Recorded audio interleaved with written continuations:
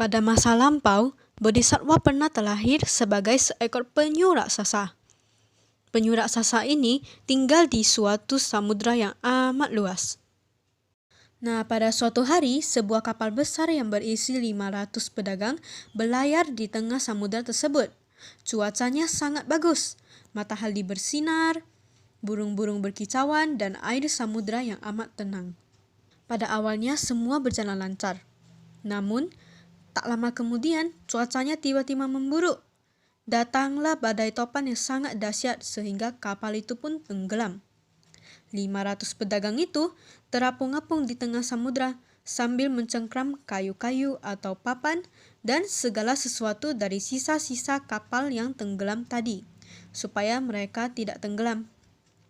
Mereka tidak bisa mendapatkan pertolongan, karena saat itu tidak ada kapal yang lewat sama sekali.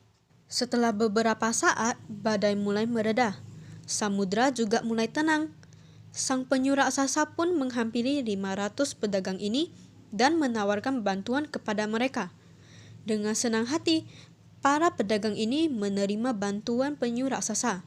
Sang penyu raksasa lalu bolak-balik, membawa sebanyak yang ia bisa dengan tempurung besarnya menuju pulau asing terdekat. Akhirnya para pedagang pun sampai di pulau tersebut dengan aman dan nyaman karena bantuan dari sang penyu raksasa. Tak lupa, mereka juga berterima kasih kepada sang penyu raksasa. Karena kelelahan, sang penyu raksasa beristirahat di pesisir pulau tersebut. Sementara para pedagang mulai mencari makanan dan minuman karena mereka sangat lapar dan juga haus. Namun, para pedagang ini kurang beruntung karena makanan dan minuman yang didapat dari pulau ini tidaklah banyak, tidak cukup untuk 500 orang. Mereka pun mulai berdebat. Di tengah perdebatan mereka, perhatian para pedagang ini teralihkan kepada sang penyu yang sedang beristirahat di tepi pulau tersebut.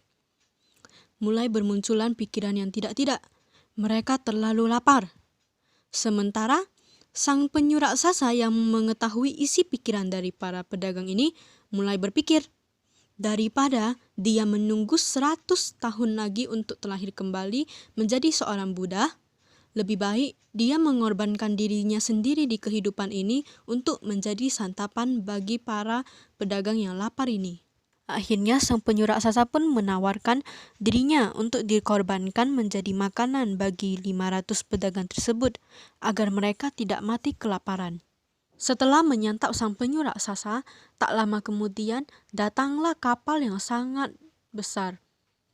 Pemilik kapal tersebut menawarkan bantuan untuk para pedagang ini, yang dengan senang hati diterima.